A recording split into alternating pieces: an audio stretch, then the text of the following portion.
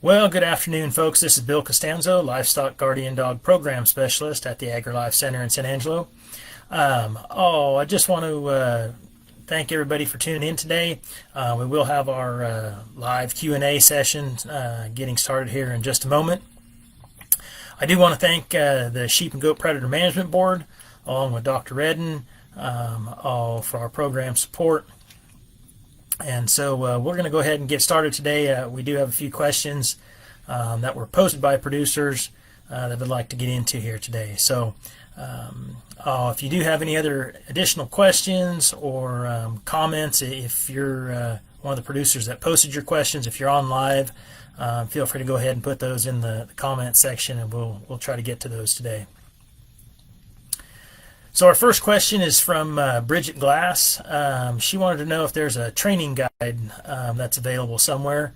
And she also wanted to know, should puppies be raised in the house, crate trained, raised out in the barn or pasture? Everything's very confusing. She's brand new to livestock guardian dogs. So she has two puppies, and she says they want to be around the house most of the time. They go out with her on chores, and she wants them to bond to the goats, chickens, and some other animals that she has there. And she says the goats are in an electric netting, and they're put up at night. And so, Bridget, we do have a pretty good bonding and training fact sheet that's on our website here at the San Angelo AgriLife Center. You can go on to my Livestock Guardian Dog page and download that fact sheet along with quite a few others that are there. Livestock guardian dogs are intended to be working dogs, and if that's what you're wanting, they should never be raised in the house. I know that there's a Facebook page that's out there that is promoting some non-scientific information, people are having a lot of issues with their dogs that are following the recommendations from that Facebook page. The information that we give out is scientific-based research whenever possible, and information that we've collected from people that have been breeding these dogs for 35 or 40 years, and our own experience at the AgriLife Center of using these dogs. And so, it is important that you understand that dogs form a bond with livestock as a puppy, and that bond starts forming early in their developmental process, from about 5 weeks to about 14 weeks of age. And so if you're raising that dog inside the house, for instance, and not following proven practices that are out there in the livestock guardian dog industry, that dog is not going to form a bond with livestock that you need it to guard. It's going to form a bond with you.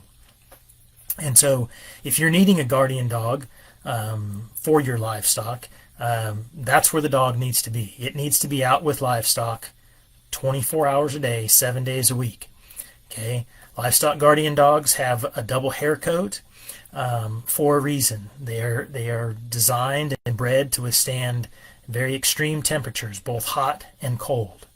And that's where the dogs really want to be in the first place, is they want to be with livestock. Okay, and so you shouldn't have them inside of your house.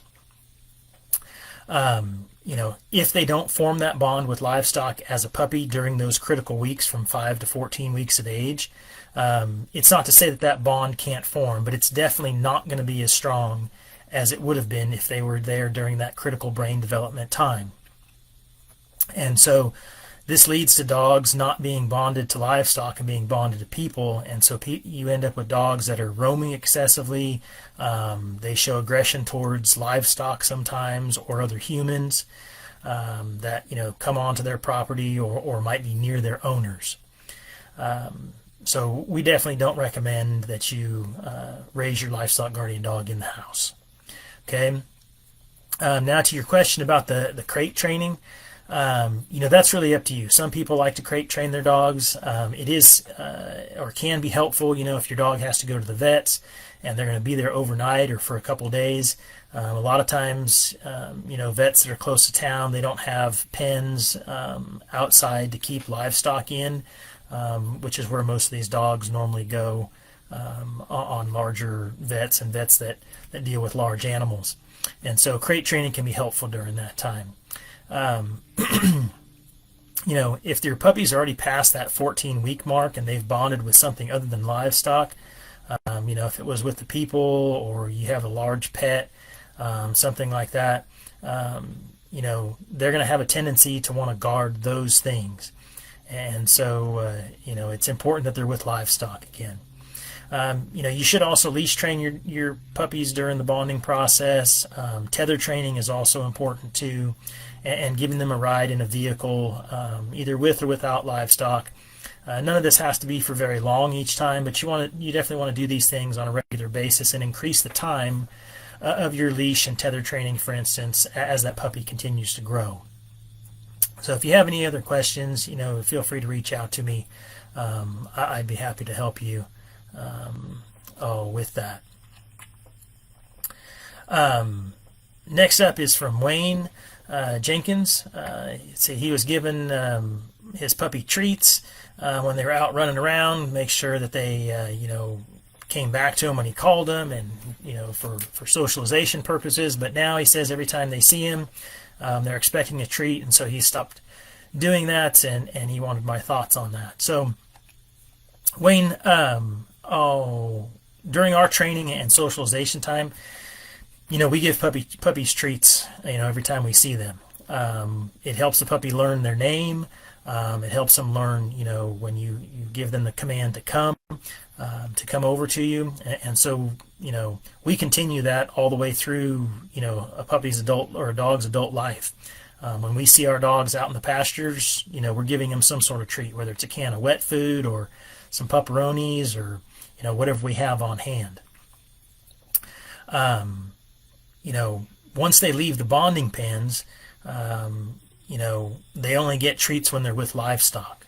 And they really kind of only, the bonding pens are small, and so they're kind of always in contact with livestock. But, I would say not to give them a treat if they just randomly show up out in the pasture and there's no livestock around, because that's not what you want. You don't want to promote that type of behavior, because then they end up showing up, closer and closer to the headquarters or closer and closer to your house, and expecting a treat every time they do that. So that's kind of what we do, and so if the puppies are following you around, and that's something different. Then you may have to back off on the treats a little bit. But as long as they're puppies and you're trying to encourage socialization and some training methods, I don't think there's anything wrong with giving your dogs some treats during that time. Shauna Lynch had an interesting question, and this is one I definitely haven't gotten before. So thank you for that. She wanted to know if the solar-powered lights that mimic a predator's eyes have any effect on their livestock guardian dogs. And I hate to say, Shauna, we don't generally use those devices, although I know what you're talking about. And so I'm not really sure, how a livestock guardian dog is going to react to them. The idea is that a predator sees those and thinks that it's another animal out there, and to stay away from that area. One of the things you have to remember with those devices, and also like with the flags that you can hang on lines, cables and things like that, is that you have to constantly be moving those things. Otherwise the predators get used to those, and they become ineffective. And so I don't know that they would really have any negative effect on your livestock guardian dog. When they come on at night, I think, most likely you're going to want those facing away from wherever your livestock guardian dogs are, not facing the pasture that your dogs are in. And so, if your dogs were out and they saw those on a fence line, I think the most that's probably going to happen is that they're going to bark at them. I really don't think your dogs are going to be scared of them for any reason. Livestock guardian dogs are generally the top canine in the area, and that's one reason why they work well against coyotes, is because they're a dominant canine versus where the coyotes are smaller and they're going to be submissive because the guardian dogs are just a bigger animal.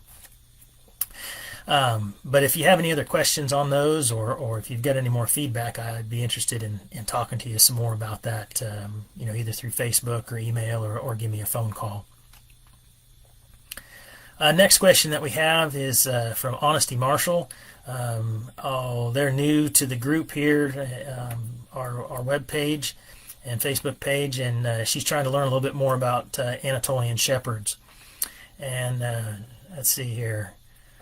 She says she's not sure about how to go about this. She doesn't want her existing dog to ruin a perfectly good livestock guardian dog with some of his not so good habits that he has. She doesn't know if she should have 2 livestock guardian dogs outside or just needs 1.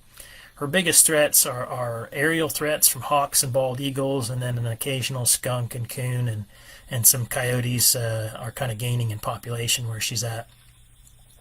She says they have a very small homestead with some chickens, meat pigs, meat chickens seasonally, and they're going to be getting some pasture pigs in the next year or so, and then eventually some cattle for beef and dairy.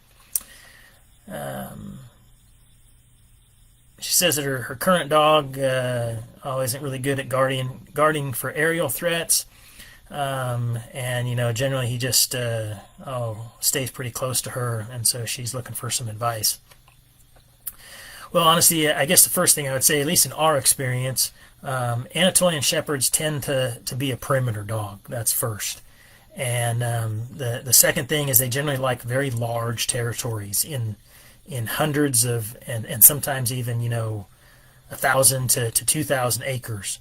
And so like I said, again, that's our experience, and that's what we've seen with Anatolian Shepherds. It's not to say that you can't get one and that they won't be a great dog for a small homestead, but that's not one that I personally would recommend based on our experience. If you're looking for a dog that's going to stay really close, I would probably look at Maremmas. They do tend to be a very close-in livestock guardian dog. They do have longer hair, but they're a little bit more on the smaller side, and they've got kind of a different head shape to them than like a Great Pyrenees does. But that would be one that I would recommend to you. And if you're close to town, then I'd also encourage you to probably look at Akbash. They tend to not like other town dogs kind of interfering in their areas. They'll be fine with the dog that you have currently, as long as your guardian dog puppy is raised around your other dog, but they won't tolerate other animals and dogs coming into their territory. Now for your aerial threat, that's a common question that I get, and we haven't seen anything specific from a particular breed or not that guards better than others against aerial threats. What we've seen is that it's generally specific dogs, and it may actually even be a learned trait and not a genetic trait in these dogs. There just isn't enough research out there. But for anybody that is logging on, we are looking at starting a research project this coming spring with the next round of dogs that we bond for that very study. And so I'm really excited about being able to do that personally. It's something I've been wanting to do for a while. And so what we'll be doing is we'll be taking some puppies, running them through our normal bonding process, and then harassing the dogs with drones and different types of kites and things like that in the shape of hawks and eagles and such. And so then they'll be going out to producers' ranches, and we'll be doing scoring of them just like we do with socialization, but on how they deal with those aerial threats that they're challenged with. So as far as your last question, about how many that you need, really for most small homesteads and that type of thing that are under 100 acres, you really only need one livestock guardian dog. Otherwise, what happens is the dogs get bored, and they create problems that you don't need to have when you have more than one dog. And so unless you're just having a really extremely bad predator problem, or you've got larger predators like lions, or wolves, or bears in your area, I would say one livestock guardian dog is going to be fine for you. I'd also too recommend that if you're going to get more than one dog, or you feel like you need more than one dog, to start out with one puppy, get that pup at least through the teenage months and close to adulthood at 18 to 20 months of age, and then get a second dog. There's a lot of learning that it needs to be done by yourself, and you're going to make a bunch of mistakes. Everybody does. I definitely did with my first guard dog myself, and so there's a big learning curve with that first livestock guardian dog, and that'll help you learn what you should and shouldn't do when you get that second dog. So those are all the pre-posted questions that we had today. It looks like we've got some here that came in online today, so thank you for that. Susan Swale wants me to explain our socialization rating. Well, Susan, when we bond all of our puppies, we go through a socialization process, and I talked a little bit about that today. Basically what we do for our socialization scoring is, after we get done doing leash training, tether training, the dogs get a truck ride, some direct socialization, and handling and that kind of thing. We go through, and at 8 months, 12 months, and 18 months, all of the dogs get a score in each round.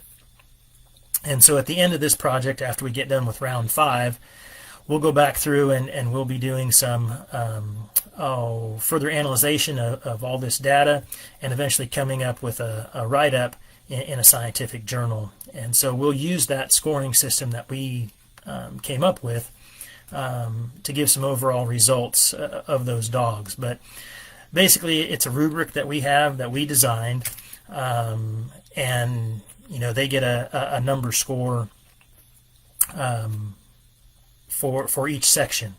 And so they'll get one on leash training, they'll get one on tether training, truck rides, how easy are they to catch, for instance, out in the field.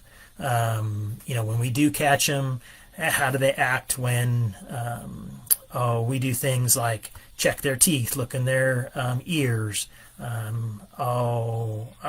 encourage producers, to manipulate all their dogs' toes when they're puppies, so that it's easier, to trim dew claws and that kind of thing. So that's part of the score that we give the dogs. And so we look at that score over time, and sometimes the scores increase, and sometimes they decrease depending on the dog and the amount of socialization that we've given them. We have looked at over time. We started with more socialization. We were there, with the dogs out there 5 to 6 days a week, and then we brought it down to 3 rounds of dogs, or 3 times a week for that round of dogs. And that was about the bare minimum that you would want. Some of those dogs that were only socialized 3 days a week were a little difficult to catch at times as an adult dog out on a producer's ranch. They might come close to you, but you would have to definitely have some treats and just sit there and kind of really go slow with them.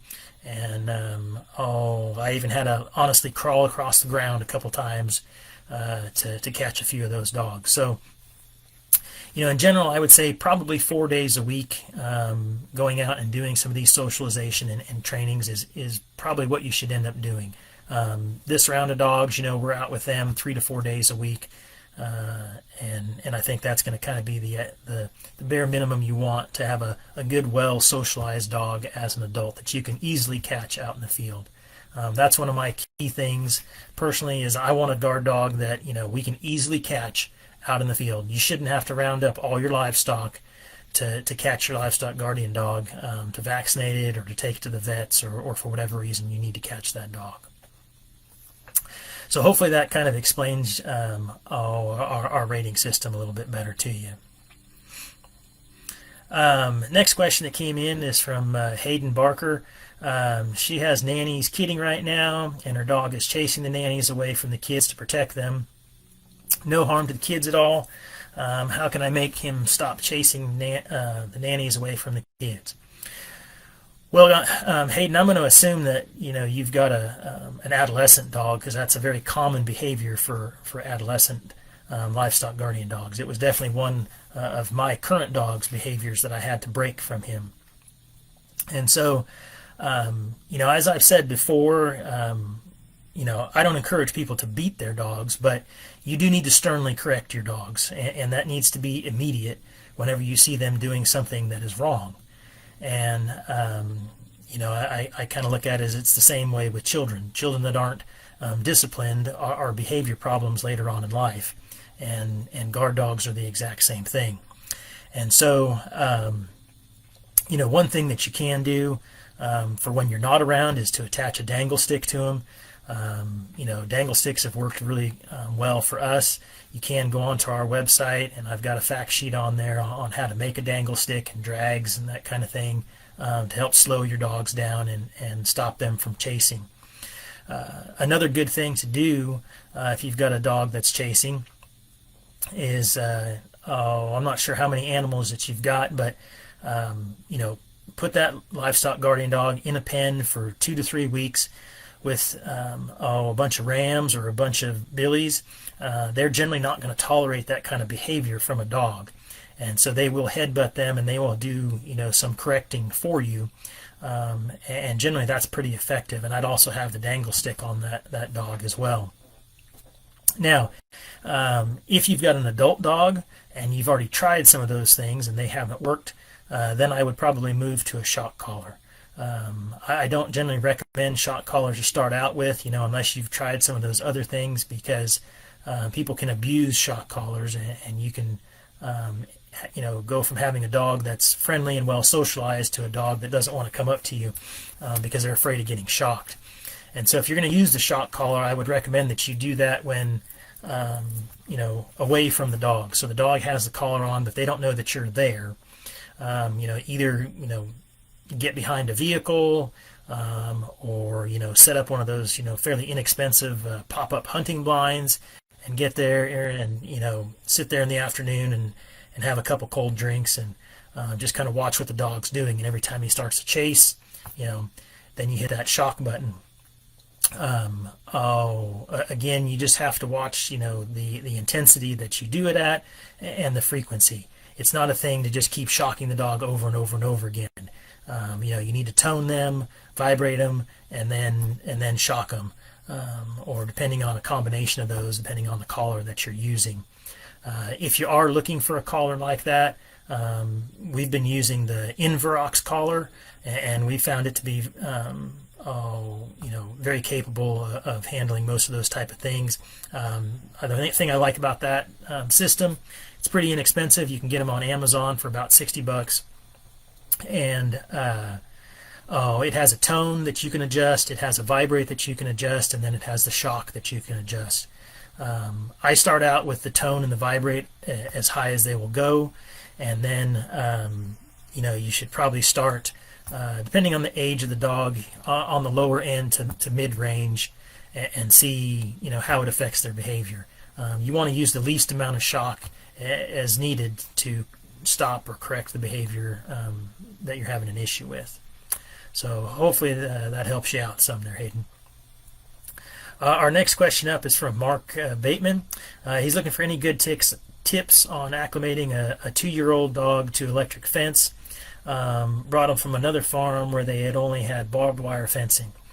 Well, I guess the easiest thing to do is kind of something that we do, and I've talked about before, like with invisible fencing, is have the dog on a leash, let them come up to the fence, and then pull them away, and continue to do that, on a regular basis, and eventually, if the dog doesn't stop, you're just going to have to actually let them get zapped by the fence. They will learn pretty quickly not to come up to that fence line. Electric fencing has been very effective for us in keeping dogs in pastures, as an adult. It's really curbed roaming in dogs that have been going through our bonding project. And at some point, as I mentioned earlier, we'll have a huge write-up on all this data that we've collected over the last 5 or 6 years. But I do encourage hot wire fencing, electric fencing in the bonding pens the entire time that your dog is going through that, and then even outside of that, if it's possible, or at least an invisible fence of some sort. So that's what I would probably do to try to acclimate your dog to it. Have them on a leash, let them get shocked, let them come up to it again, pull them away, and kind of go back and forth on that. How long do you probably need to do that training? Several days, I would say. The dogs that we've trained with the invisible fences, like I said, they figure it out pretty quick. It generally doesn't take them too long. And so if you were going to actually do some training with your dog, I think it probably wouldn't take more than about a week of 15 to 20 minutes every day. So I don't know if we've got any other questions, and hopefully those were answers for everybody that is logged on today. I'll give it another minute or so here to see if anybody's got any more questions they want to post, but if not, I do want to thank again the Sheep and Goat Predator Management Board for providing funding for our program here. And as always, we will continue to do the Q&As as long as producer questions come in. So our next Q&A will be November the 2nd. We will be back to the first Thursday of the month next time around. I was just out of town last week for a workshop. So I don't see any other questions come in today. So I guess we're going to go ahead and wrap this session up. Well, thank you everybody for logging on live. I sure appreciate it. And if you have any other questions or need anything, feel free to reach out to me here at the AgriLife Center. Thank you very much for watching today.